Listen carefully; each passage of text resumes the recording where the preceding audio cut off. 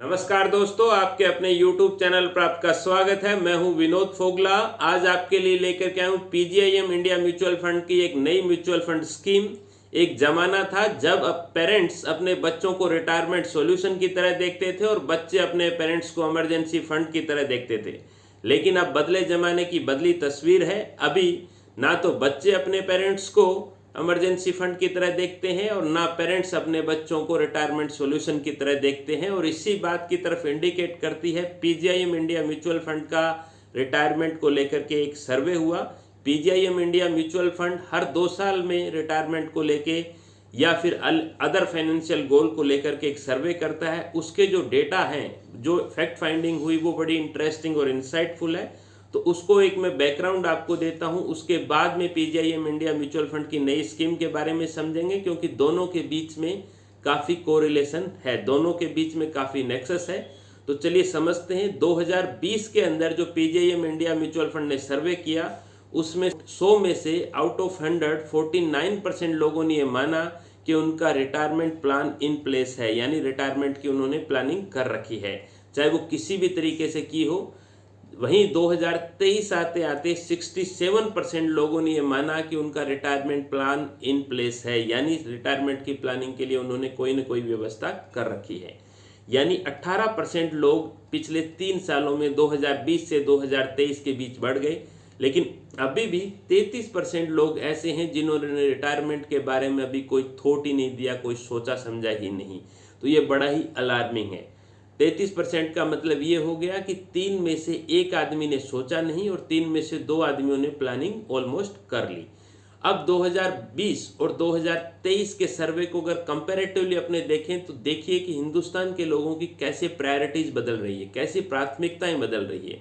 सबसे पहले 2020 और 2023 के दोनों को सर्वे को देखें तो बच्चों की जो ज़रूरत है वो दोनों की, चाहे 2020 लीजिए या 2023 लीजिए, दोनों में ही प्रायोरिटी पे था।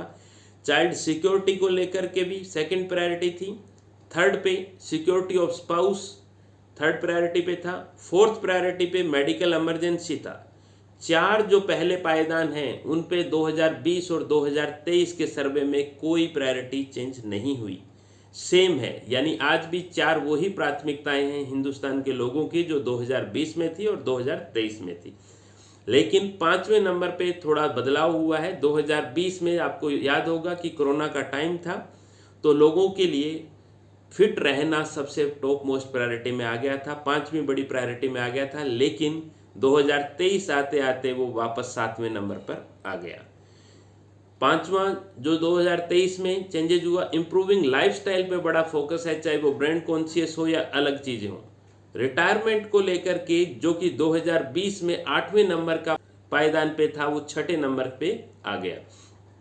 अब आप देखिए कि प्रायोरिटी बदल रही है, रिटायरमेंट को लेकर के लोग कंसर्न हो रहे हैं। और इस बात से ये भी पता चलता है कि इस सर्वे के आउट ऑफ 36% रेस्पोंडेंट जो थे वो सेकेंडरी सोर्स ऑफ इनकम पे थे।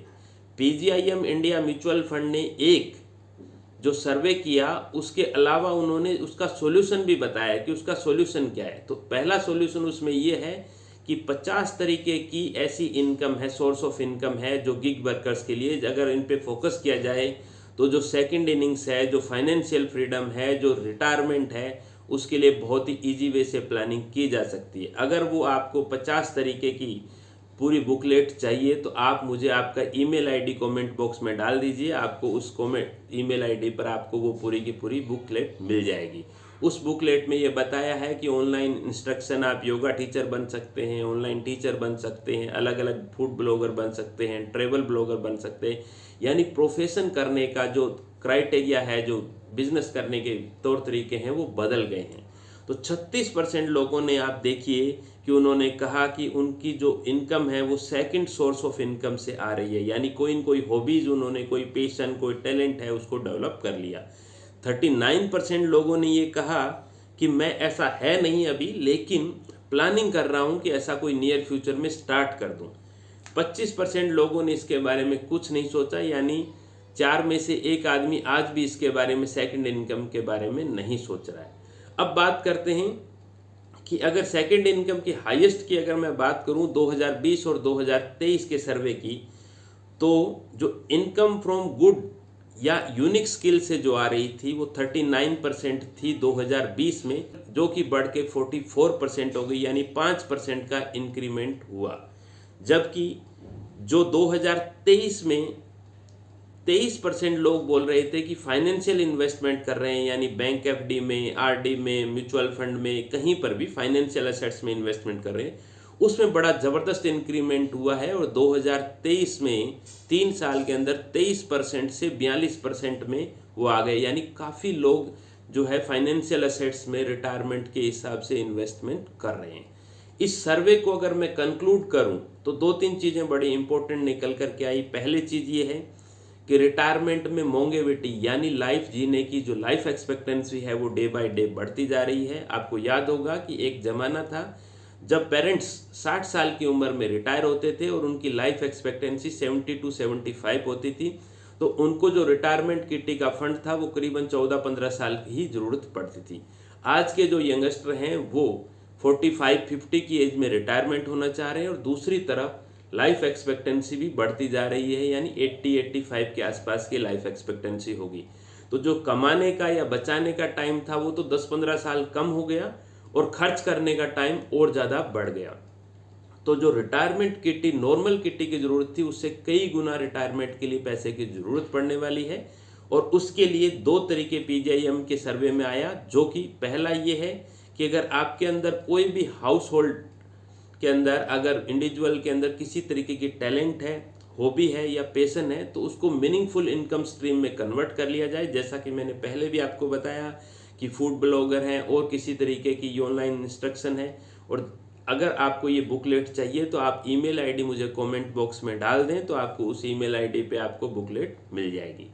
इस कंक्लूजन में एक और इम्पोर्टेंट बात निकल कर के आई, वो ये है कि 3 दोस्त जिंदगी में हमेशा रखिएगा आप। पहला, एक डॉक्टर जो कि आपकी हेल्थ को प्रोटेक्ट करे। दूसरा, वकील, लॉयर जो कि आपकी एसेट्स को प्रोटेक्ट करे। और तीसरा, पर्सनल फाइनेंस प्रोफेशनल जो कि आपकी लाइफस्टाइल को प्रोटेक्ट करे। पर्सनल फाइनेंस प्रोफेशनल से मतलब है कोई भी म्यूचुअल फंड डिस्ट्रीब्यूटर या फाइनेंशियल आपका एडवाइजर जो कि पर्सनल फाइनेंस प्रोफेशनल है।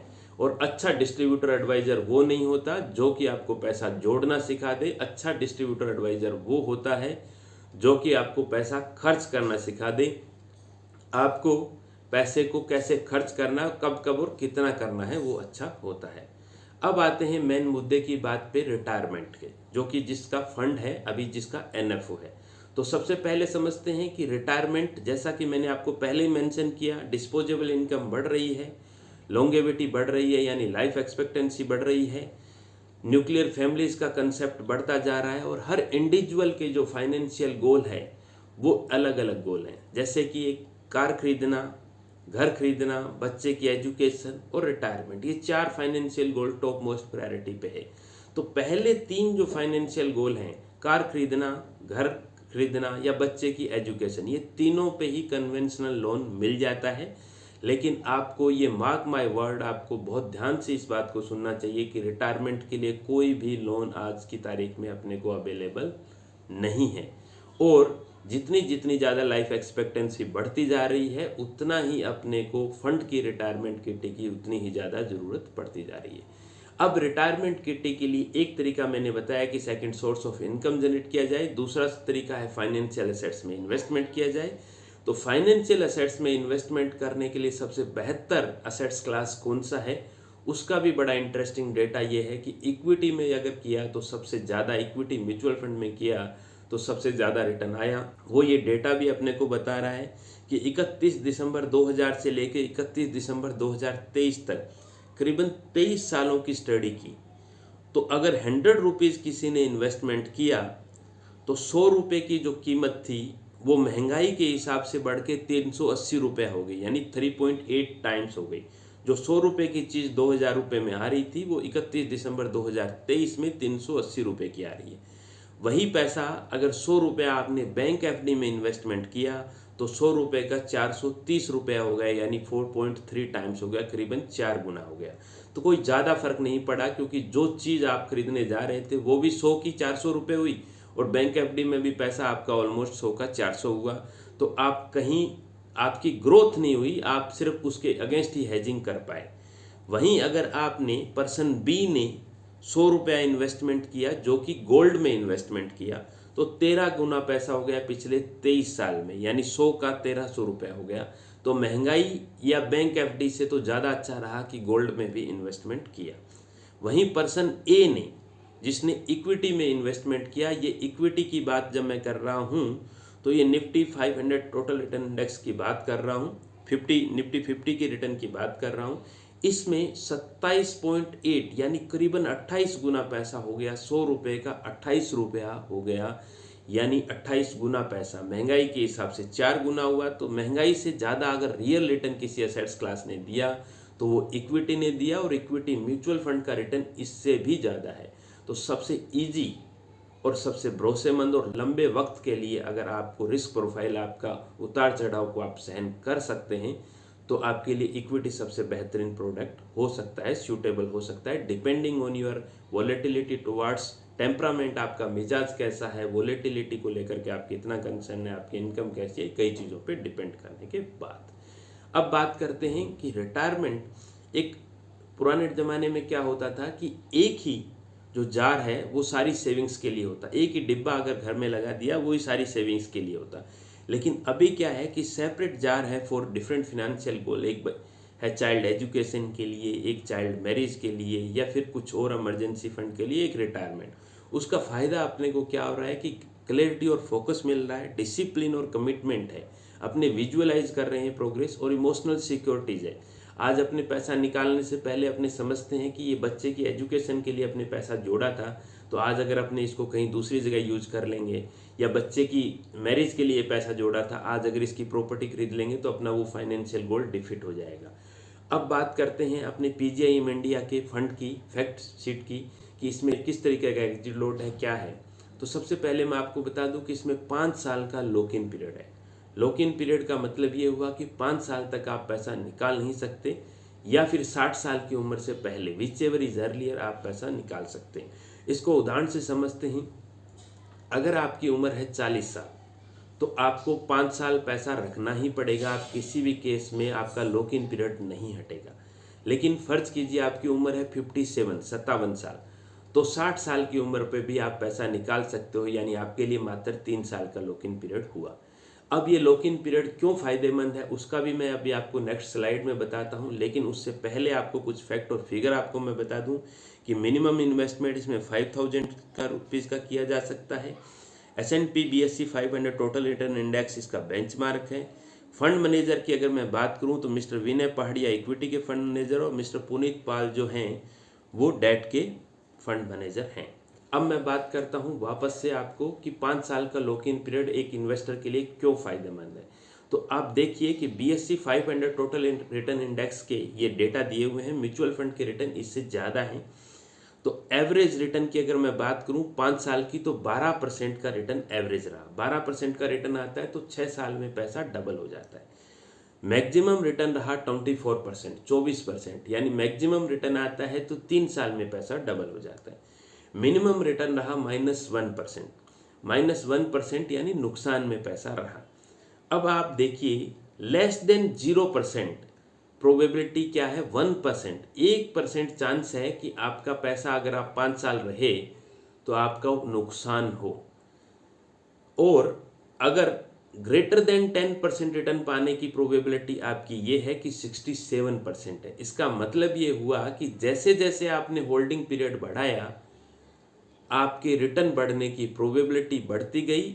दूसरी बात, आपको नुकसान होने की प्रोबेबिलिटी कम होती गई, क्योंकि अगर वही आप 1 साल में अगर आप देखते हैं तो मिनिमम -60% रिटर्न आया और एवरेज 15% का रिटर्न आया, मैक्सिमम 130% आया, यानी उतार चढ़ाव बहुत ज़्यादा रहा।